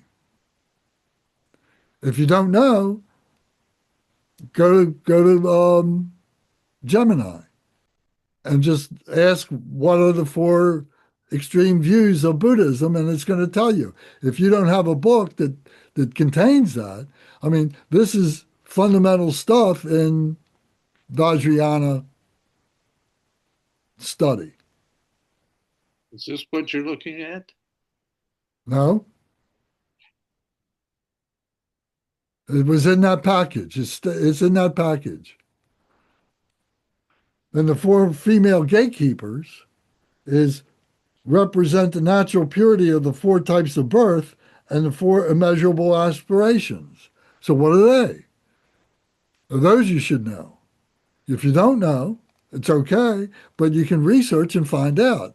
This is where we begin to educate ourselves. The four enlightened activities are very important. Number one is pacification. If there's an obstacle in our way, we need to pacify the intensity of what that is, negative energy or whatever. We need to pacify it. We need to be able to control it, not have it control us. So we need to pacify it. The second way, the way in which we do that can be the next one, the enlightened activity of enrichment or increasing. The increasing or the enrichment is of knowledge, is of understanding, is of control. So through that increasing, through that enrichment, we educate ourselves to understand what are the dynamics of this dualism that we're living in. So we need to educate ourselves. That's the second enlightened activity. So the Buddhas are there with their body, speech, and mind to help beings, ordinary beings, to become like them through, number one, pacification. Number two, enrichment. Then number three is subjugation or magnetizing. Magnetizing, drawing them in, bringing them in to be able to be influenced, if you will, in this process of purification. They're drawing them in, they're magnetizing, they're pulling in, and they're in a way subduing.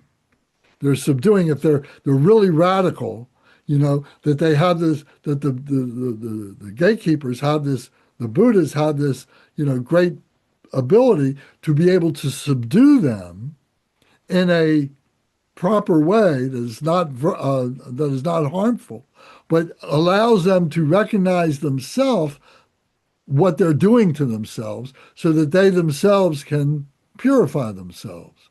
So they're subduing with this magnetizing. Then the fourth thing is that sometimes it's a hidden obscuration. It's an obstacle that is very stubborn, that is buried, that we don't want to admit, we don't want to look at, and so on.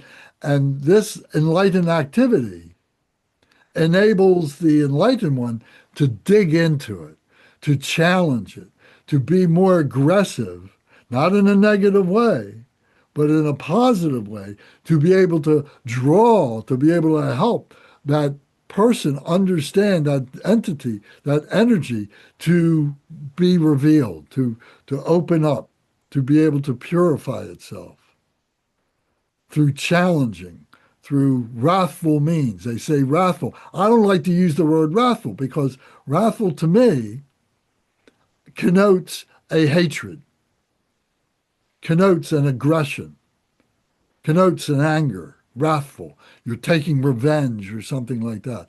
I prefer fierce. And I've been talking to different groups about this, and they agree. And I'm talking about masters, that wrathful has this negative connotation to it, but that fierce is more proper. But yet in these old books and so on, these translations and these books are being faithful to the original translations and so on. So they're holding on to those terms. But I think that this is something that could be corrected, because saying fierce does not have that connotation of wrathful. And the wrathful immediately means this anger or this hatred. Fierce can be this fierce grace, can be this fierce positivity, this fierce compassion. So these are the four enlightened activities: pacification, enrichment, magnetizing, and challenging. Those are the four activities. So here it says that this is what those four gatekeepers, the four male gatekeepers, are working with. It says the four extreme views. What are the four extreme views? Do you know that? The four extreme views are, on one side is nihilism, on the other side is eternalism. That's one axis. What's eternalism? Eternalism is thinking things are going to be fine. It's all Oh, going to last forever. It's all going to last forever. Everything's going to be fine. Pollyanna. We're going to be saved in the end. Okay. We have no responsibility in that saving. It's just going to come to us. Eventually, we're going to wake up to it, or it's going to appear for us and help us. Jesus died for our sins, so therefore I don't have to do anything. Exactly. Exactly. And nihilism is the other side of that. None of it matters. None of it, nobody cares. Nothing, there's nothing to be, regretful for. You can do whatever you want. I had an interesting patient once. He came in because his mother sent him. He was in his early 20s. He'd had at least a half dozen majors in college and never finished any of them. So he was basically a nihilist. He kept saying, well, what's the point of striving? We're all going to end up dead anyway. And well, that's a perfect example. And he came from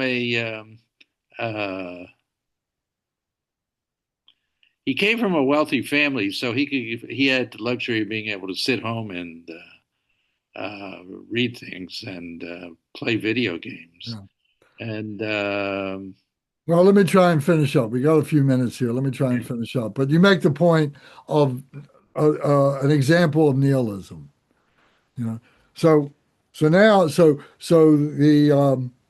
other axis. So that was nihilism and eternalism. The other axis of this is materialism on one side, and the other side is individualism. There are some people who think that materialism, if they have all the toys, if they have all the things, they win. And some think if I've got all the power is within me, I win. That's the individualism or the egoism. And then the other one is the substantialism or the materialism. So that's the other axis. So you got these four extreme views. And we learn the genius of Buddha Shakyamuni was to teach us the middle way. The middle way between all these things, because these things are conceptual. And if we get drawn to any of the extremes, we lose our understanding. We get diluted, we get confused, we get overwhelmed with this preponderance of thought belief that is driving us crazy and so on.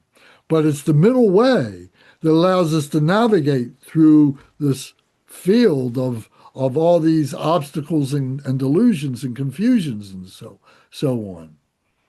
So the four extremes, together with these enlightened activities, these four aspects of activities, is what the male gatekeepers, you see, are using to protect those beings that are trying to get into the Bardo of reality or are leaving the Bardo of reality because they're not enabled to stay in that Bardo of reality.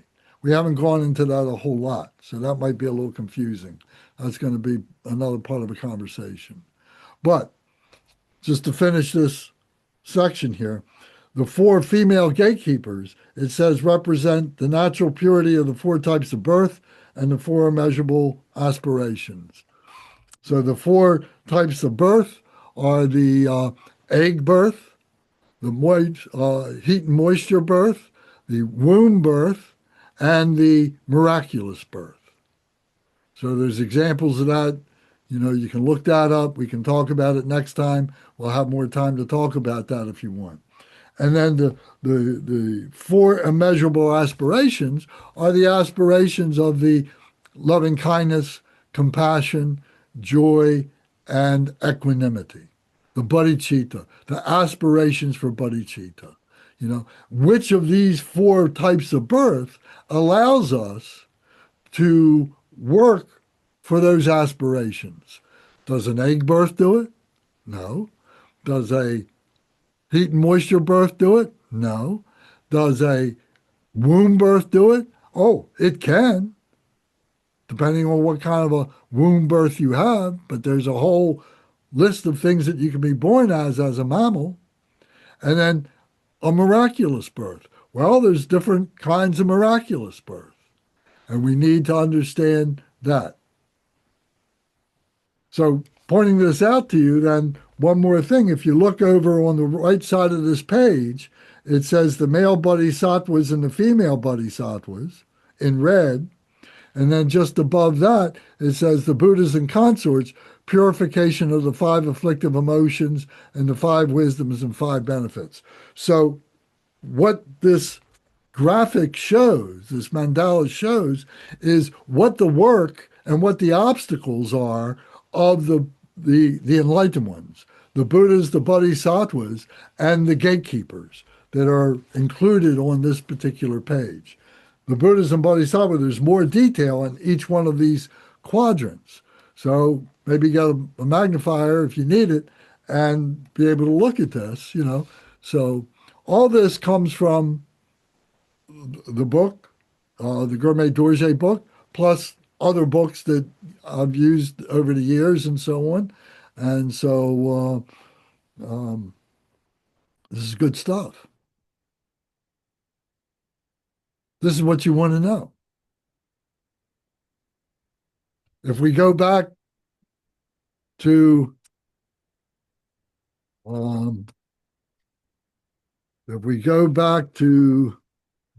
page 6 in our text in the Bardo Thodol, it says, "From the mouth of the accomplished masters come these words: O you with your mind far away, thinking death will not come, entranced by the pointless activities of this life.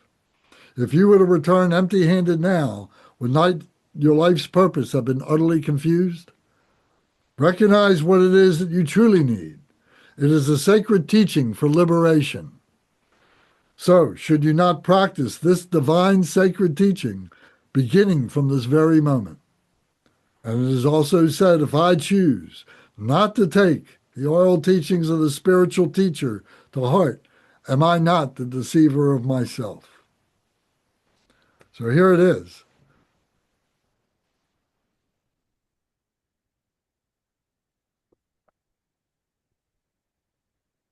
So we've come to the time of we have to close, and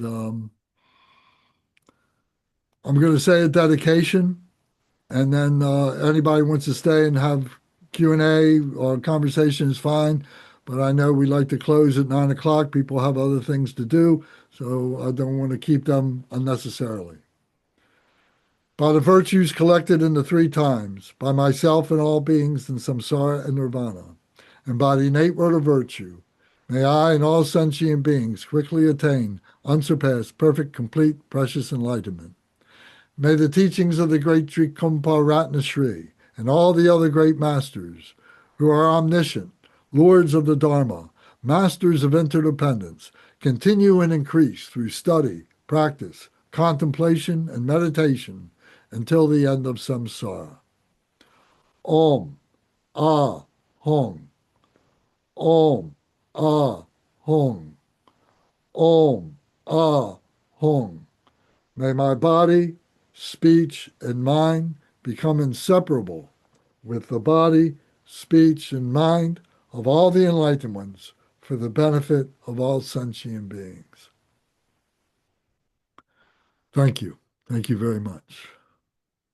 I'd just like to take a minute to go over the things that you sent me, because I don't think that thing you sent me is here. Thank you, Padma Dorje. You're welcome. Thank you, Kunga Nima. Thank you, Bernie. I've got 4 outer Isvate Yogini gatekeepers. Well, let me see it. Right, you got that. There was about four. There was about five, maybe six pieces of paper in there. Right. There's the mantra circle of the peaceful and wrathful Let me deity. see it. Let me see it. Okay, that's the liberation by seeing. Okay. All right. What else you got? Primordial Buddhas. Let me see it.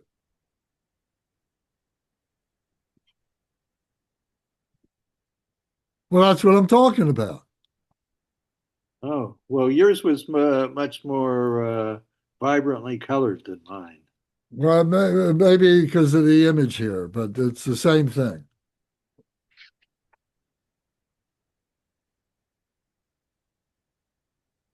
And these computers, one day a printer works one way, another day it works another way. But that's the image. That's this. Okay. So show me that again. Yeah, see, that's the colors are much more vibrant than they Well, are. maybe so. They're all just very pale. Well, that may be so, but you can still see that it's white, yellow, Yeah. red, and green. Yeah. Yeah, yellow and white don't look all that different. Okay.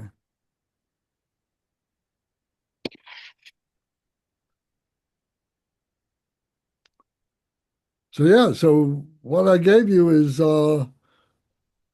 very good, Okay. and there's a lot more to come. Yeah. Okay. Well, I'll look this over. Hero awareness, uh, holders and concerts, Consorts. consorts, Uh-huh. and the 58 wrathful deities. Uh-huh.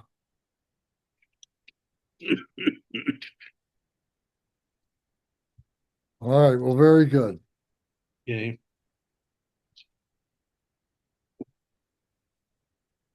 All right. Well, then thank you very much, and See I'll you see then. you Wednesday night. Yeah.